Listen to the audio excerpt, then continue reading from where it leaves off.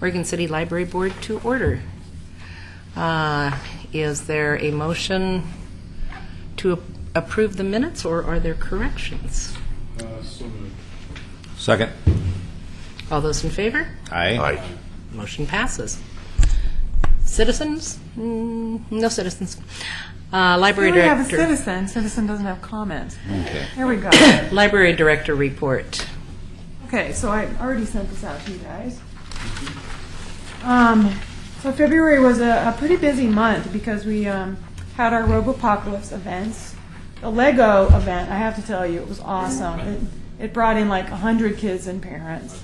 And it was all day long, and, there was just, stuff going on all day downstairs. It was pretty fun, wasn't it?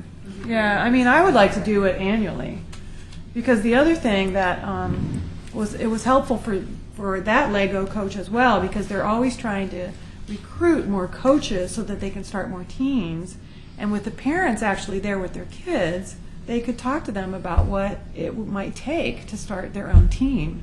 And there could be more teams. And it's a really good thing because it's boys, girls, it's all, everybody.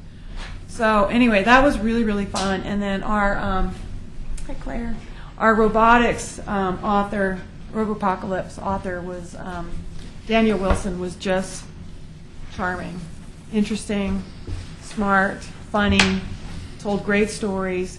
He was fabulous, and I just wish more people had come.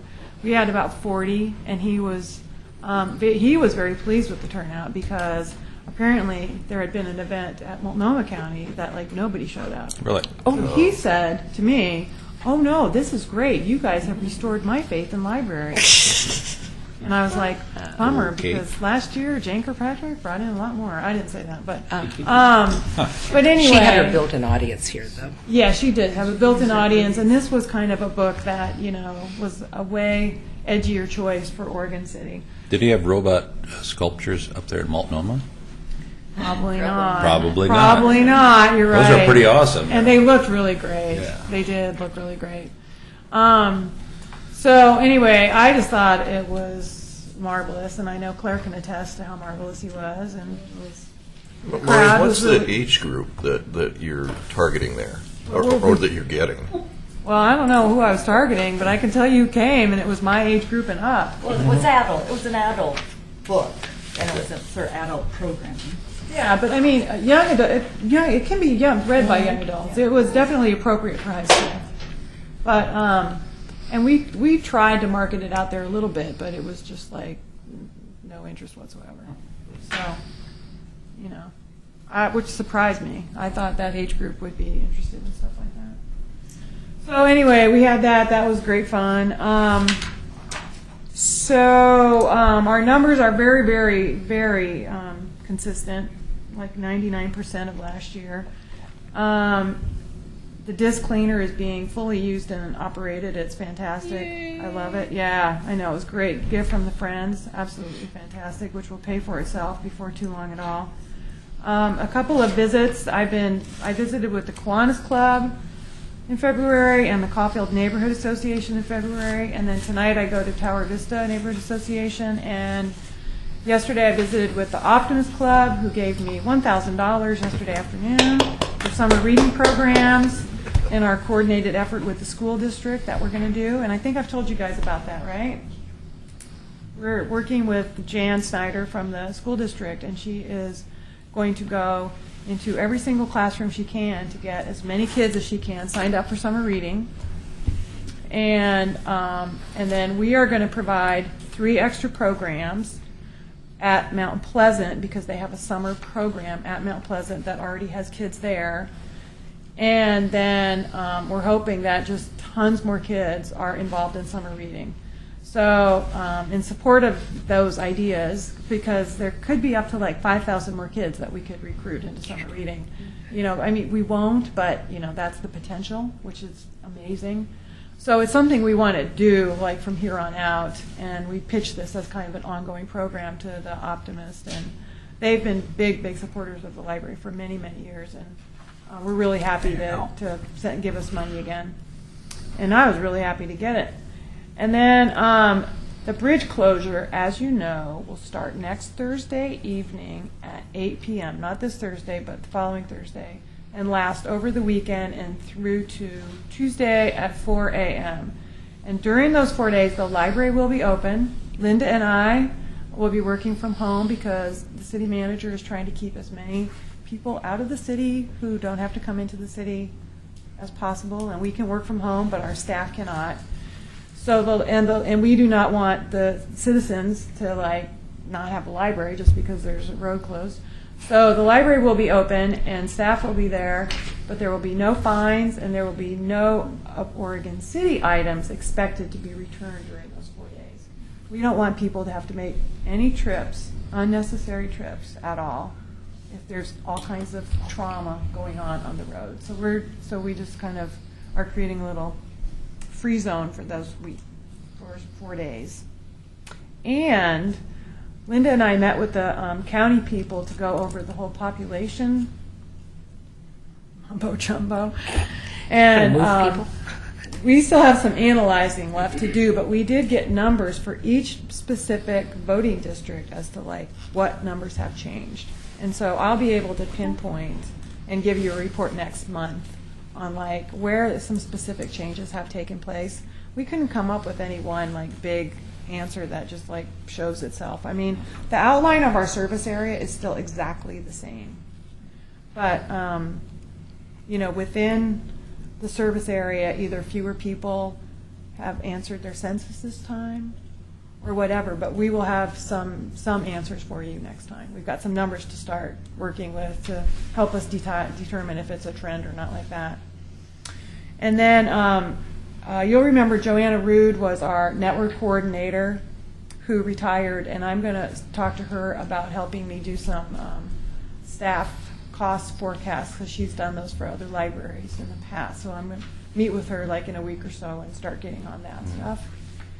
And we're already planning for our first in-service staff day, since I've been here anyway, to happen on August 23rd. The reason we chose that day is that is already a staff meeting day, but it also happens to be the last concert in the park day.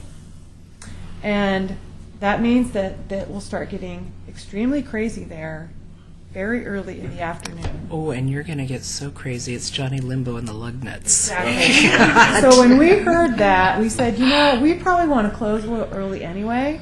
And then I thought, you know, why don't we just make that the day that we close for a staff day? You know, we can give people lots of notice, and we have enough time to plan it and make sure that it's worth being closed for a day.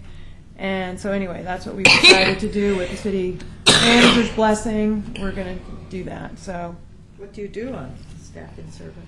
well, part of it will be spent on reviewing some training and circulation policies and stuff, and just getting us all on the same page.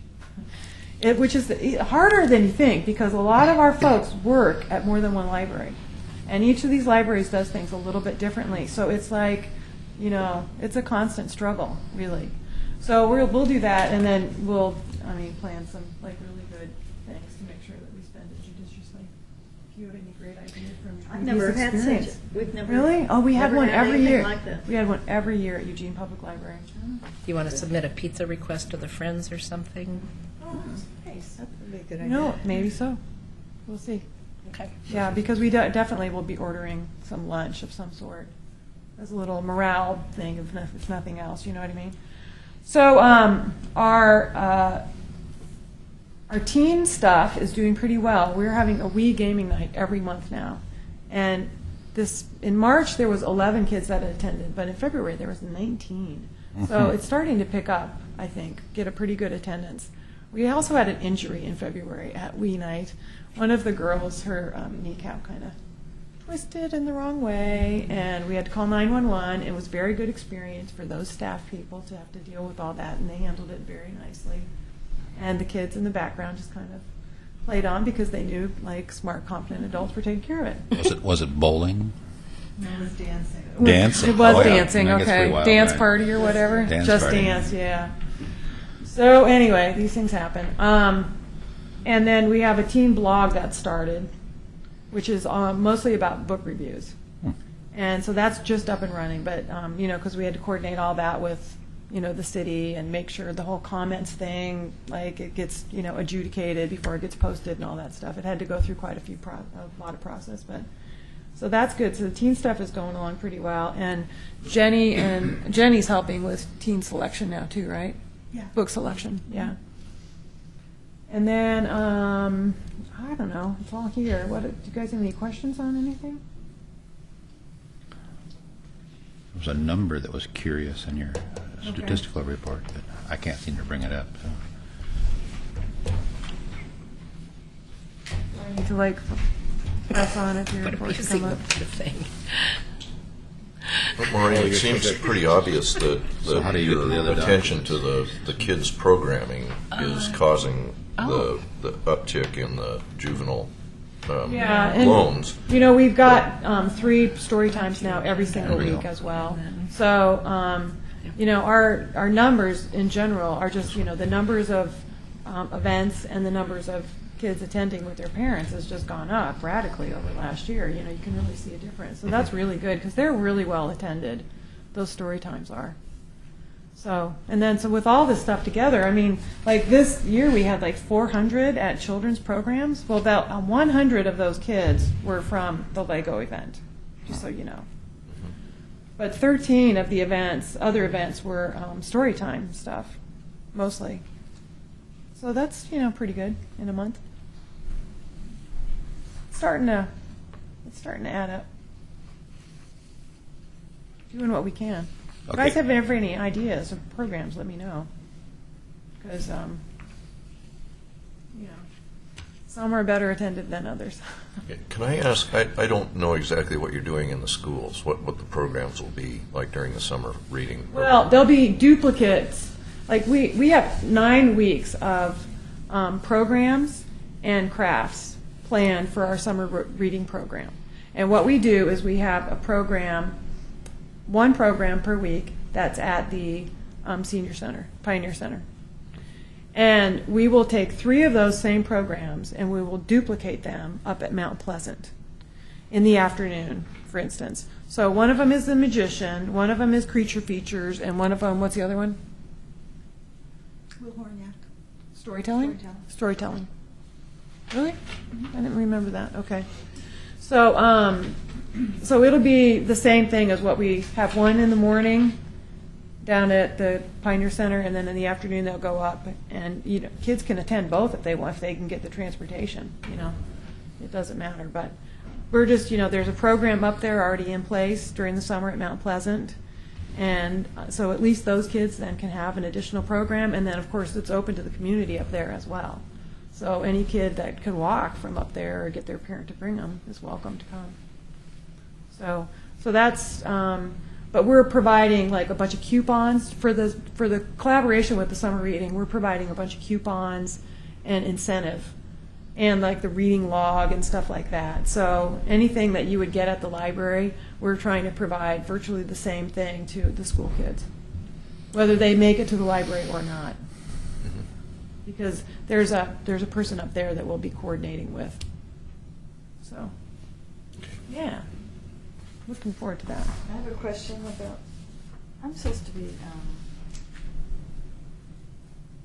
to speak. I don't see that we have something if we wanted to speak. Oh. We have to go back, close out the document. Well, no one seems to be competing, so go ahead, Claire. All right. Yeah. Did you really in 1 month withdraw 670 materials? That's what she told me. Yeah, a pretty lot of that huge. is the stuff that we have in storage Oh, that we're you going through. went through to, that. Yeah. That's why the delete numbers are going to be high between now and whenever we're done with So that. we have 2 people who are working 1 day a week at Jackson campus to go through all the stuff that's in storage there, so that when we're ready to move, we're just bringing the stuff with us that we want to come with us. So, you know, it just seemed like a really good opportunity to not move what you don't want to move, and either to give it to the friends or to give it to the schools or to ship it off to, you know, a person that will take it and recycle those things, which we haven't quite got that down pat yet. We, you know, there's a company in Washington who will come pick up all these boxes of stuff, but they won't show up. So anyway, we'll get that figured out. And the Oregon collection stays duct taped, right? Yeah. Oh, yeah. That doesn't even get into. Some things are not being touched. No, some Okay. things are already set aside. Don't yeah. freak me. But like when you look at what's up there, you just have to. It's like we have to take care of it now. Yeah. Now's the time to Yeah. address it in a systematic way. One So- thing that will happen, and I don't have an answer for this, but we're going to get this good library with adequate space, and our shelves are going to look empty because we've been so restricted here. People will take a look, because I've seen this happen before, say, you didn't need that space. Well, just Well, I mean, we can address that by buying like an opening day collection. That's right. We have to Yeah. That's Yeah. good. And so, you know, Well, once we kind of like go through Finger everything on and then kind of assess what we're left with, then we can kind of think about and get some help Up with, here. like, then how do we like, because we want it to look really nice too.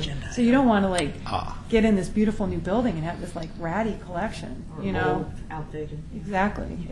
So that's what we're trying to anticipate some of that stuff now, since it seems like this is So then can I when open we have the this? time.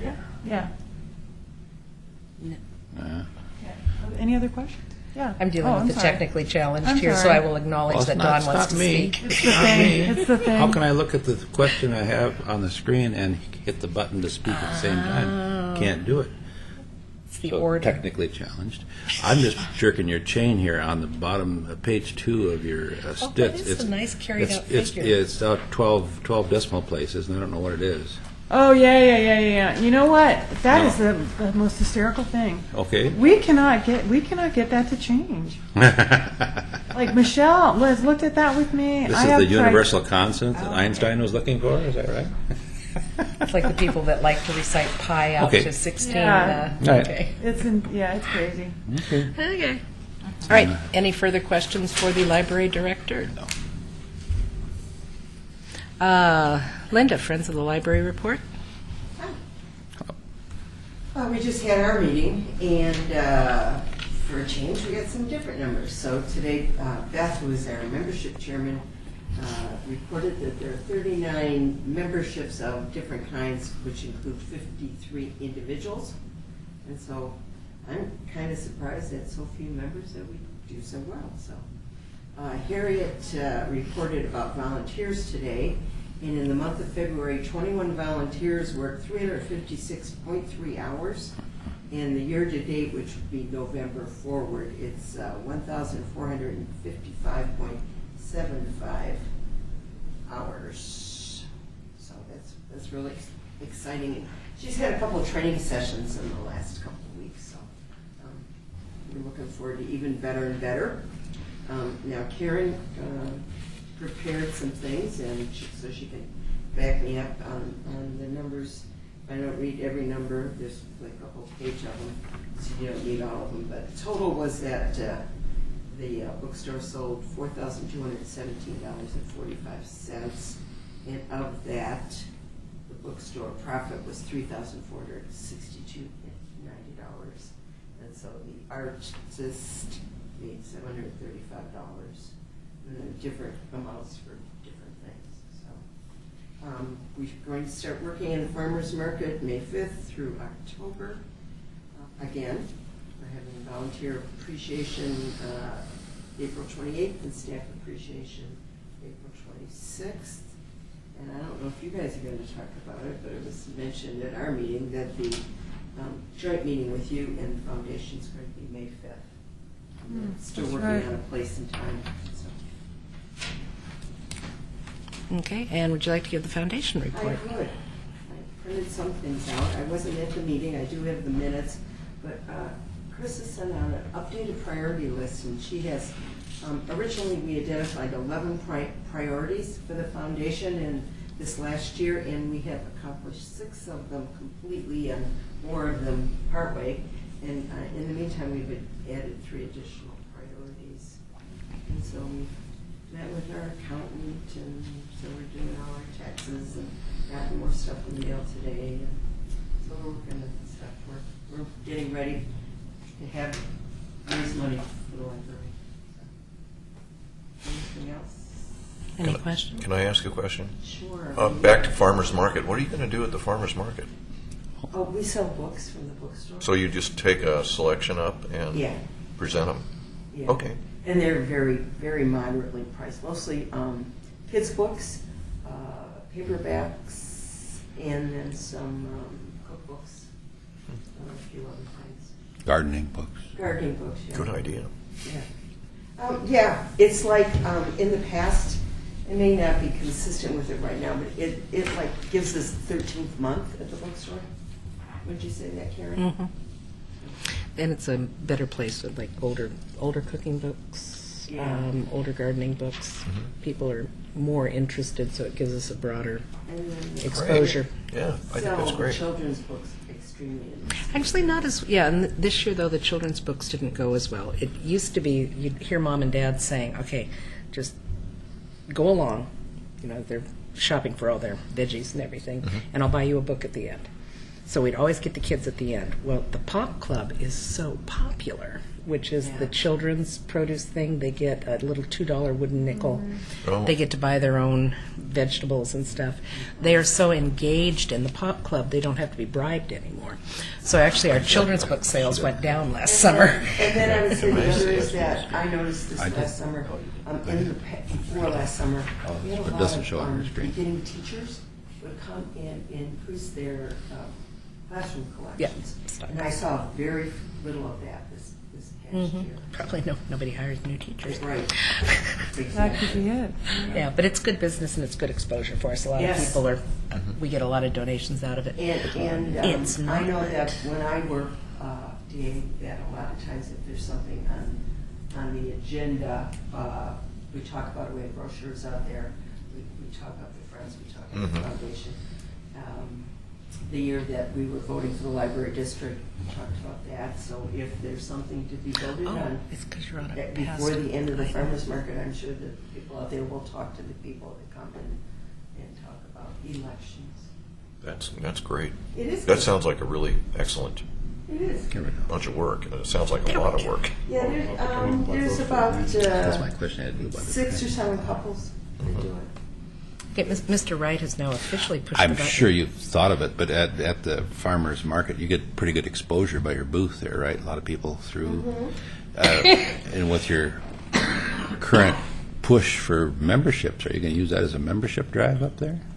We always have the brochures there. Always have the brochure. Oh, yeah, and when I'm working there, I always say push in the bookstore. Because people say, you don't have this, you don't have this, and I'll say, well, have you been to our bookstore? I'm done. Okay, that's it. Okay.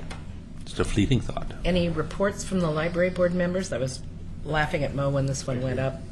Why? I didn't know we all had individual reports. Do any members have a report on something? Have you gone to an exciting new library the rest of us have never seen? Kelly may have rephrased that or something. All right. Hearing nothing, we are due to adjourn. Next regular meeting date's not correct on the agenda. That would be today. Oh, I didn't change it. Okay, good. It'll be the third Wednesday in April. Well, the second. Second, sorry. Yeah. So what is that? I have myself Well, it'll be the 11th again. It'll be April 11th. Okay. All right. Thank you for noticing that. So, Easy to forget that. hearing no... Yeah, I have one when you question. use the template. Yes. Yeah, well, what do you think about the Encyclopedia Britannica deciding to quit? Sad, isn't it? Oh, That's after very 224 years? Sign of the times. That'll free up a shelf. True. Yeah. Yeah. All right. Hearing nothing further, we are adjourned. And